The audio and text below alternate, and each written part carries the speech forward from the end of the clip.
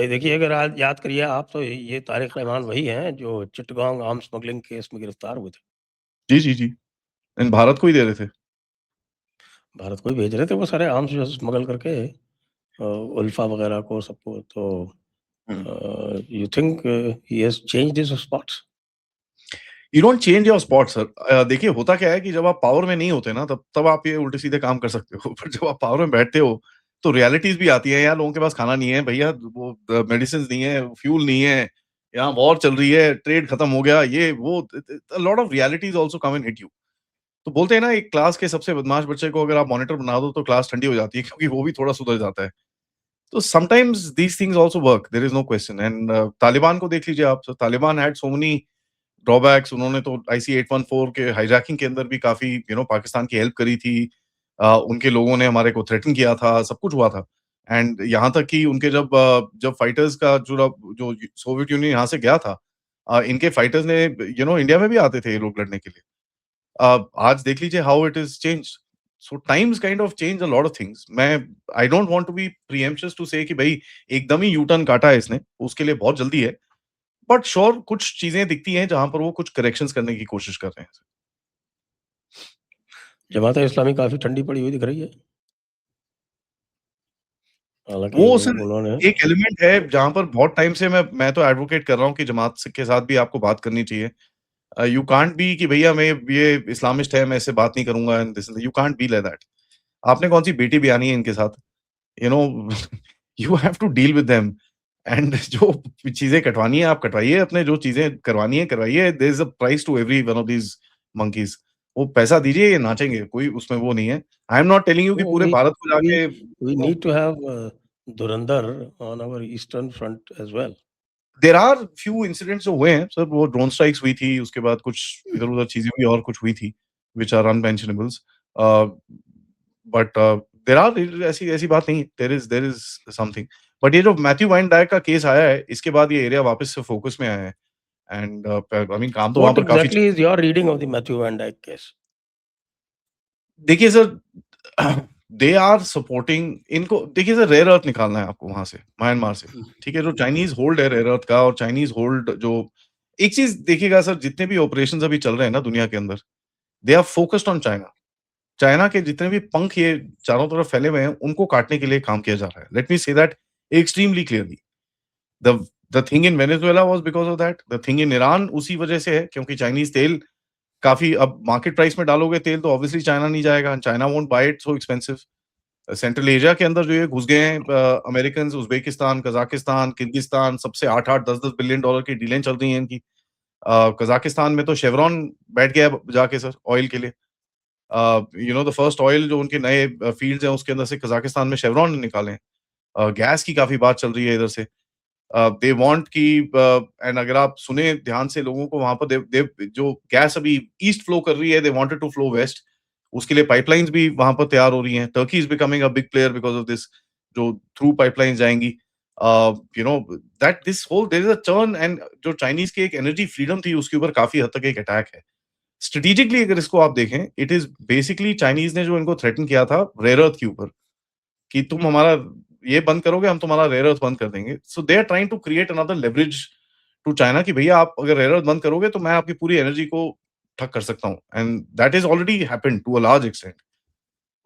इसमें when you look at you know this whole game जो Matthew Van Dyke का है, it is part of that game जो Chinese की rare earth की सप्लाइज़ आती हैं म्यांमार में से एंड ऑफ कोर्स एक वो जो पाइपलाइन है क्योकफू से जो कुनमिंग की तरफ जाती है, उसके ऊपर। ये करते क्या है सर, ये जो लोकल ग्रुप्स हैं and by the way this entire area अगर आप देखेंगे नागालैंड जो नागालिम फैक्शन है, वो जो जॉयस कॉलिन्स जिसका नाम था, वो 2003 से 2011 तक काफ़ी लॉबिंग करती थी नागालिम की। उसने अभी री-रजिस्टर कर लिया है as a foreign agent now in this thing for the same cause of Nagalim. 10-15 साल पहले करा, पैसे-पूसे मिलते हैं इनको, ये सब चीज़ें हैं। तो इस रीजन के अंदर 2-3 चीज़ें हैं। पहले तो सर अमेरिकन्स का जो यहाँ पर होल्ड है एंड अगर आप देखेंगे नागालैंड अगर आप just look at the state of Nagaland 95% Christians हैं वहाँ पर, out of which 75% are American Baptists. Nagaland has more stronger Baptist presence than Baptist states in America itself. देखिए आपके वो बैप्टिस्ट तो सभी जगह है, मिज़ोरम भी ठीक है? बैप्टिस्ट है, हाँ, मेघालय बिकॉज़ में भी नाइन बैप्टिस्ट है। 19th सेंचुरी में अमेरिकन्स यहाँ पर आके इन लोगों ने काफ़ी काम किया था। एंड जो ओपियम वॉर्स और ये सब हुई थी, उसकी जो पूरी जो पाइपलाइन बनी थी sir, that was made by the Americans. और जब अमेरिकन्स आए थे, अगर आप मार्को रूबियो की रीसेंट स्पीच सुनेंगे जो उसने यूरोप में दी थी, जहाँ उसने बड़ा क्लियरली मेंशन किया था कि हमारे मिशनरीज़ एंड हमारे जो दूसरी चीज़ें हैं, which actually spread our influence. अब यहाँ पर इनका इन्फ्लुएंस है because of these churches and everything like that. Plus यहाँ पर 2-3 चीज़ें हैं। देयर इज़ अ पाथवे, अगर पुरानी स्टिलवेल रोड अगर आपको याद हो, तो वो पाथवे काचिन एरिया की तरफ जाती जाती एक रोड है उस तरफ। That old route is there. Yes, yes, apart from that is that, very much there is also drugs. तो सीआईए के इंटरेस्ट इन चीज़ों में रहते हैं सर। तो ये अपना एक एरिया कार्व आउट करने की कोशिश करते हैं। कई लोग उसको कुकी लैंड बोलते हैं। कई लोग उसको नागालैंड बोलते हैं। देखिए sir, they don't care about all that anymore. जो अमेरिका का थॉट प्रोसेस है, वो काफ़ी चेंज हो गया है इन चीज़ों में। They don't want to hold land. वो प्रॉक्सीज़ भेजते हैं अंदर एंड जस्ट कॉरिडोर आ जाए अपना, चल ठीक है, वहाँ से सामान ले आओ। ये प्रॉक्सीज़ रहेंगे। एंड बाय द वे, मैं आपको बताऊँ, जो एरिक प्रिंस है ब्लैक वाटर का, ठीक है? इसकी एक चाइनीज़ बेस्ड कंपनी है ब्लैक वाटर की, registered in Hong Kong, I am forgetting the name right now. वो चाइनीज़ एसेट्स को इस टाइम पे प्रोटेक्ट करती है म्यांमार के अंदर, by the way, just by the way. American PMC है, रजिस्टर्ड इन हांगकांग, जो चाइनीज़ रेयर अर्थ सप्लाइज को प्रोटेक्ट करती है इस टाइम पे। एंड एरिक प्रिंस कौन है सर? ट्रम्प का बेस्ट फ्रेंड। तो there is that aspect also. Now Matthew Van Dyke ऐसी जगह पे आता है sir for capacity building, drones. अब ये क्यों है? क्योंकि आपकी तरफ से भी एक ड्रोन ऑफेंसिव इस टाइम पे म्यांमार में चलता रहता है। प्लस जो लोकल जनता है, उसको भी इन लोगों को टारगेट करना है वहाँ पर। तो एक वो जो इंडिपेंडेंट कॉरिडोर चाहिए इनको वहाँ पर, तो वो एक बना के they want to create that entire thing. उससे उसके लिए क्या होता है sir, they come, they do all this training शेनिंग करते हैं और ये सब चीज़ें करते हैं।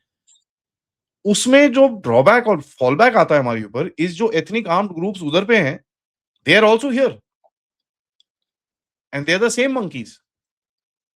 तो फिर जो उधर पे chaos होता है, उसका ब्लोबैक हमेशा इधर पे आता है। एंड जो एथनिक आर्म्ड ग्रुप्स उधर पे हैं, कई ग्रुप्स ऐसे हैं जो यहाँ के टेररिस्ट ग्रुप्स जो हैं, उनके साथ लिंक्ड हैं। Not just being the same, कई आइडियोलॉजिकल सपोर्टर्स होते हैं और वेपन सपोर्टर्स होते हैं। तो इनका जो वेपन्स फ्लो इस तरफ आता है, ये यहाँ से आता है। And that becomes a huge problem. तो ये this is a case which is extremely clear. But मेरे को जो इंटरेस्टिंग चीज़ लगी इसके अंदर सर, इस डीडी के अंदर जो एक ट्वीट आया कि भाई terrorist activities in India. Hmm. And दूसरा जो एनआईए ने जो स्टेटमेंट दिया कि भैया they are doing this ethnic armed groups जो इंडिया के साथ कनेक्टेड है। इन्होंने बड़ा स्पेसिफिक चीज़ वो बाहर डाली। नॉर्मली ये जो स्पाई केसेस होते हैं, इतने स्पेसिफिक चीज़ों में बाहर नहीं डालते। You don't do that. Spy cases quietly side कर दिए जाते हैं एंड 1-2 साल रखेंगे उसको, प्रोपेगेंडा बनाते हो and as soon as you win the next election, you basically exchange करके, this is how the world is worked. Soviet Union के साथ यही होता था, अमेरिकन्स के साथ यही होता है। अभी वो अफ़गान ने एक बंदा वापस करा है, डेनिस कोल करके, चाइनीज़ वापस करते हैं। तो ये this is a regular thing, it it actually takes place. यहाँ पर ये जिस तरह की चीज़ें पब्लिक में डाली हैं, दिस शोड अस फील कि आप कहीं न कहीं एक लेवरेज बनाने की कोशिश कर रहे हो अमेरिकन्स के अगेंस्ट में।